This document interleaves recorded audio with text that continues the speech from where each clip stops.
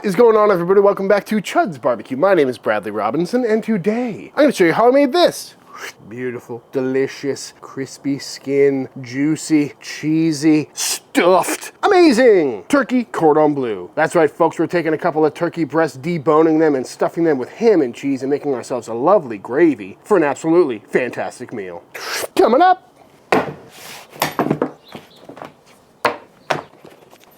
This is a turkey breast.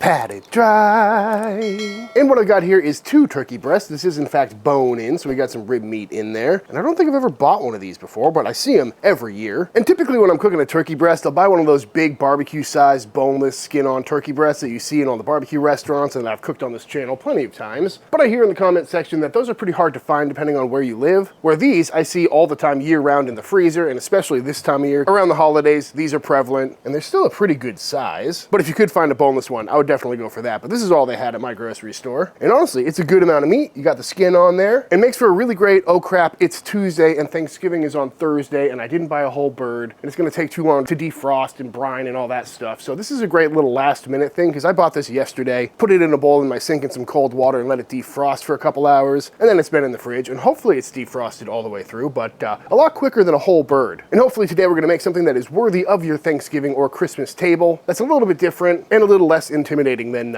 cooking a whole turkey. But first things first, we got to go ahead and remove all these bones. Although you could cook this as a whole roast, but not for what we're doing today. So first up, I'm going to find this wishbone and just kind of start carving along that. Just trying to scrape the bone to remove as little meat as possible. I certainly have been doing a lot of deboning of birds lately. And we got some rib cage in here. We got this wishbone. We got some knuckle from the wings up front. And really, I'm just going to try and go around and scrape wherever I find a bone until this starts coming apart and making a little bit more sense. Kind of the nice thing about this recipe is it's all going to be rolled up, so you don't have to be too skilled or make this too pretty. Just following the bones. Kind of coming down the rib cage here, exposing all this beautiful turkey breast meat. But as we get to the bottom here, we do want to be extra careful not to go through the skin. One side done, turkey breast removed. So now we're going to go onto this side and do the exact same thing. Just scrape it along the ribs here, trying to free all this meat. And as we get to the bottom, I'm just going to kind of tug the rest of this out. And there we go. Pretty clean bones, little carcass action there. Smoke that off for your next batch of turkey stock. What we're left with is 2 lovely turkey breasts with all the skin on the underside. So I'm going to go ahead, peel these tenders out. We're going to try and make this lie a little bit flatter and a little more even. And just like a chicken tender, we've got this big tendon running through it. We're going to try and get that out with a fork. Grab a paper towel for extra grip and just give it a yank. Yeah, definitely don't want that in there. Very tough, very chewy. And we'll do that on this other breast as well. Just kind of pull it through a fork to try and minimize the amount of meat we're gonna take off with it. Great little trick. Definitely wanna start feeling around, especially on the bottom here. There's a little bit of cartilage, a little bit of extra bone we don't wanna leave in there. That right there, kind of hard. So we're gonna try and scoop that out, again, without puncturing the skin. Beautiful. And this is laying pretty flat already, but if your breast meat up top is a little bit thicker, you can kind of butterfly this out, just so we get a more even roulade. And or you could go ahead and bust out the old meat mallet. Put down some plastic and just gently start flattening this out all over.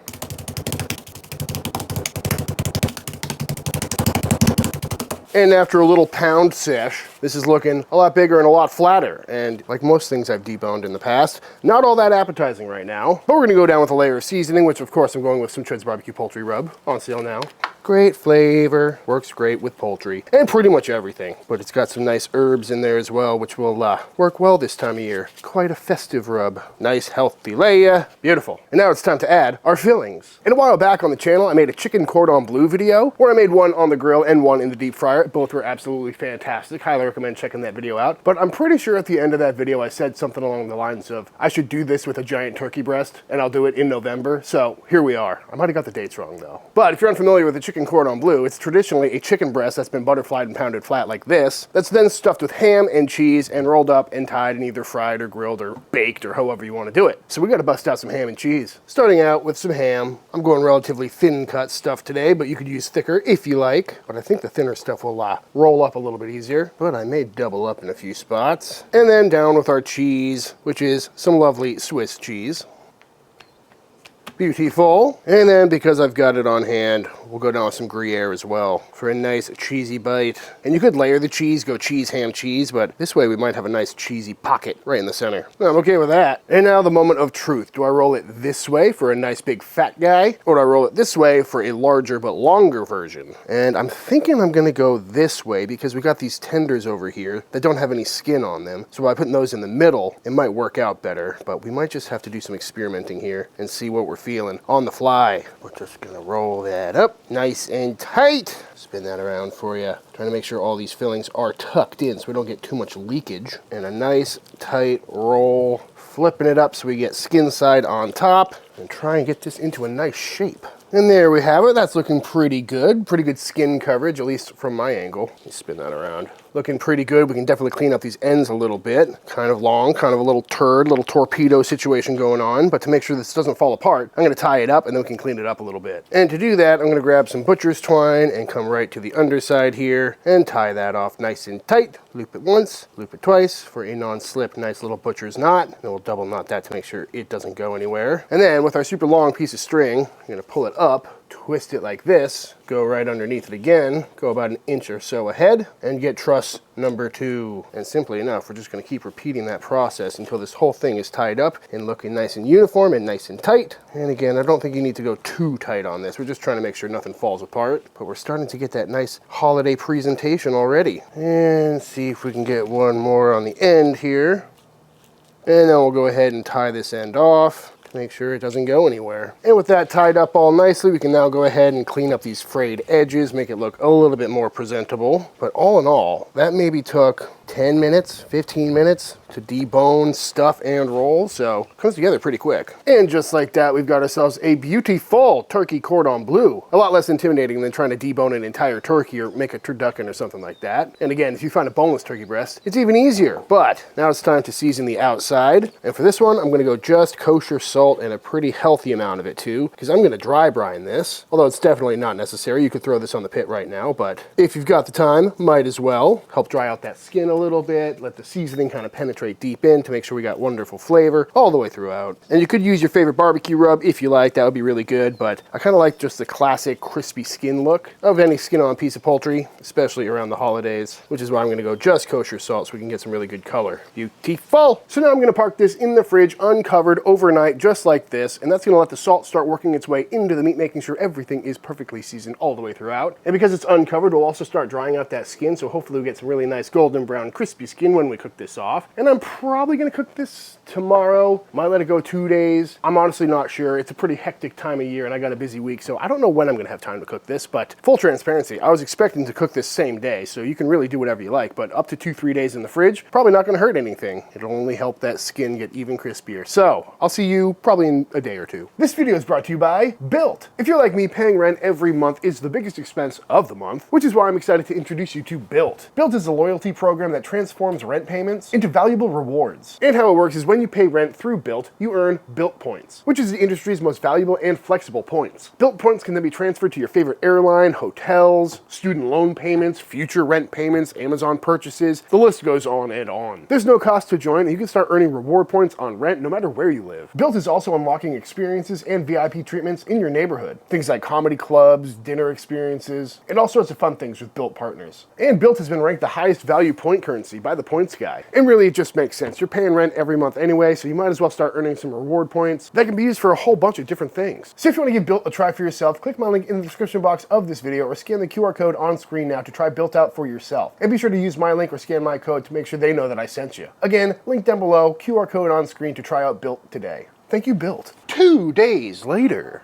Out of the fridge this comes, and it is looking absolutely beautiful. Can't see any visible salt, which means it went all the way into the meat, which should give us flavor all the way throughout and improve juiciness. And looking at the skin, it looks very dry, which should help with crispiness, which is perfect. And we could pop this on the pit right now, but I'm gonna add a little bit of extra flavor. I know I said I was gonna do just salt for crispy skin, but I think it needs a little bit of black pepper. So I'm gonna hit this with some sprayable Wagyu beef tallow, which should help get this thing even more crispy and add some more flavor and just get that rubbed all over this meat log. And then I'm gonna give it a nice little dusting of black pepper. Trying not to forget the sides. Not too much, we're not trying to get a bark or anything, but just add some extra flavor, extra texture. Beautiful. And then some granulated garlic. again, for flavor, but it also helps with the color on poultry a lot of times. Get that nice kind of golden brown hue. And I'm a big fan of garlic powder in general. Nice, healthy dustage. Beautiful. And honestly, looks kind of gross, but once it's fully cooked, should plump up a little bit, get some nice color on it. So all we gotta do now is fire up the pit.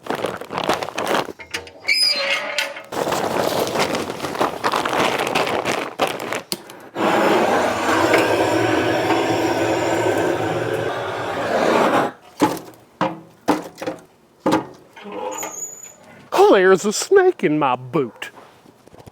And on the pit we go. Got the old offset here fired up with a nice post oak fire. And I'm gonna be cooking this on a wire rack to keep things clean. Go ahead and spray that rack so we don't get any stickage, because that can happen with these stainless steel racks. And on we go. I'm gonna go this way, but you could go that way, I suppose, if you felt inclined. But because it's even thickness all the way across, I think approaching it from this direction makes a little bit more sense, and we can rotate it if we need to. But gonna be rocking a pretty classic barbecue cook, probably around 275, 300 degrees for most of this. And honestly, it shouldn't take very long. So I'm gonna try and burn a nice clean fire with a lot of convection to try to get some crispy skin and some good color on this, and cook it through to about 155, 165 degrees. 1.5 hours later, and our lovely turkey cordon bleu is done. Checking the dead center internal temp, we're right at 160 degrees, which is absolutely perfect. Got some lovely brown skin on there, great color, and honestly, for a pretty quick cook, that looks really nice. And also, judging by the bottom of my smoker, we definitely lost some cheese, but hopefully we put enough in there. But for now, off this comes, and we're gonna let it rest down. And while that carries over and cools down, it gives us plenty of time to knock out a super quick gravy. Starting by going into a pot with some butter and get that melting down. And once that is nice and bubbly and nice and melted, in we go with some flour, 1/4 cup of each. And we're gonna get this cooking down in the butter to make ourselves a roux. And of course, you can make whatever kind of sauce you like when it comes to your turkey cordon bleu. When I did the chicken cordon bleu episode, I did a Parmesan Gruyere Mornay sauce, which was absolutely incredible. A little hit of Dijon in there, if I'm remembering correctly. But you could do a traditional pan sauce or a red wine sauce, but because it's Thanksgiving, we got the holidays right around the corner, I figure a classic gravy is the way to go. Because remember, the whole point of this video is a little less intense version of a Thanksgiving dinner, or a great centerpiece for any holiday meal. That's a lot quicker than deboning a bunch of turkeys or ducks or chickens or, putting in maximum effort. But I got plenty of recipes and sides and other stuff in all my previous Thanksgiving videos, if you want to check that out. But for right now, we're gonna just let this cook down, let that flour cook out its raw flavor and kind of darken this roux a little bit. And once we've got a nice dark color like that, not too dark, but also not too blonde, usually where I like to go. Time to add in some stock. This is just some chicken stock, made this a while back. I keep this stuff in my freezer at all times. Nice and gelatinous, made from smoky bones, which is gonna add a lot more flavor. Looks like applesauce. Weird. But in we go. Just a little bit at first, and then we'll start going in with the rest.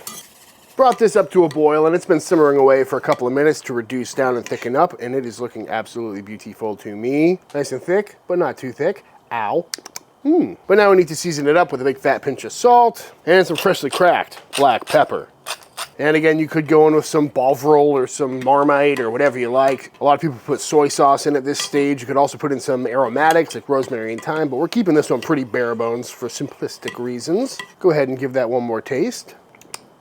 So simple, yet so good. A little more salt, and our beautiful gravy is done. But after a nice long rest down, I think it's time to slice into this bad boy and see how it came out. But first, might as well add our resting juices back into the gravy. Oops. Oh no. Oh yeah, nice and thick. Gotta love it. First things first, we gotta get rid of that string because we don't want to be biting into that. Tell you what though, feels nice and crispy, smells really good. And funny enough, if you look at it, you got one breast here and one breast here and kind of a low part right in the middle. So if you wanted to, you could just slice this right in the middle and get 2 portions just like that. Kind of neat, looking hammy, looking cheesy, looking turkey-y. But let's go ahead and slice this up, shall we? Taking a nice thick portion just like that. Ooh, crispy skin. And there it is, folks, a beautiful, nice, juicy turkey breast stuffed with cheese and that lovely rub with all the herbs in it. Got some ham in there as well. Nice and smoky, nice and tender, looking nice and juicy with crispy skin on the outside. Pretty happy with how this is looking. I mean, what a presentation, folks. Put that on a nice platter, walk that out to a table. I'd eat it. And honestly, this is the end cut that should have been hammered the most, but you can see that meat just kind of glistening. Nice and juicy. Gotta love that. Not a bad looking spread, folks, but you know what we gotta do. A little oops. Oh yeah, just let it cover everything. Let's see how it came out. Now, I know this is coming out right around Thanksgiving, but this is a cordon bleu, so it's pretty much good any time of year, you know? Save this recipe for next Easter. Christmas is coming up, and it would appear that I lost all the cheese, which is unfortunate. I can see through this, which is also gonna be really fun to clean out of the old pit, so maybe we'll have to sew it up next time. But either way, whoa, nice and juicy. Great smoke flavor on there. Both from the pit back here, but also that ham in there. I forgot there was ham in this. Perfectly seasoned. And definitely didn't lose all the cheese. I'm definitely picking up on the flavor of it, but the goo factor is missing. But that's why we got a big pile of gravy here. Make up for it. It's so meaty, so smoky, so flavorful. Dip, dip. I love gravy. And honestly, other than the cheese leakage, everything came out pretty much according to plan. You know, we got this really nice golden brown, good presentation on that skin. I mean, that just looks perfect, right? It's a different flavor profile than anything else you're gonna get around this time of year, with the ham and the cheese and the herbs in there. Pretty easy to make, honestly. Quick cook, nice bite through crispy skin, not too rubbery or chewy or anything like that. And you got that presentation factor. You know, it slices up like a prime rib or a pork chop or something, so you can put that as a centerpiece on your table or on your plate, put all the fixins around it, drench everything in gravy, and still have that classic smoky, turkey, juicy bite. I'm here for it, folks. Things I would do differently if I were to do this again is I think I'd probably just split the breast in half and have two smaller ones instead of one big log. I think you'd get better skin coverage that way. You'd probably have a better underseam that doesn't leak out nearly as much. And you know, we're slicing it up anyway, so it doesn't really matter presentation-wise to have the big log like that. Although it did work out just fine. But really, you know, the skin is crispy, it's nice and smoky. Pairs great with gravy, like most things do. And the flavors are fantastic, you know? That poultry rub in there, the salt brine on the outside, all comes together for a wonderful bite. But before I knock out like 5 of these slabs off camera, I think it's time for the official taste test.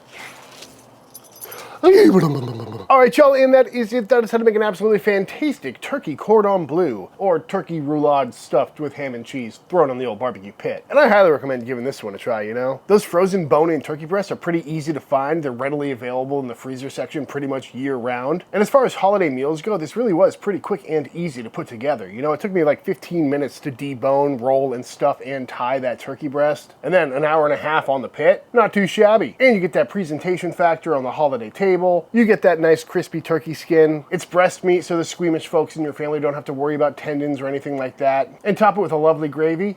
Who's gonna be mad about that? Highly recommend it, and definitely something I'll be making again very soon. But all that being said, if you enjoyed this video, let me know by hitting that subscribe button. Let YouTube know by dropping a like on this video. If you give this recipe a try for yourself, be sure to tag me on Instagram at Chuds BBQ. I'd love to see what y'all are cooking. Big shout out to all the Team Chud members. Thank you for supporting this channel and allowing me to keep making all these videos. And until the next time I see you, please go cook something outside. Peace.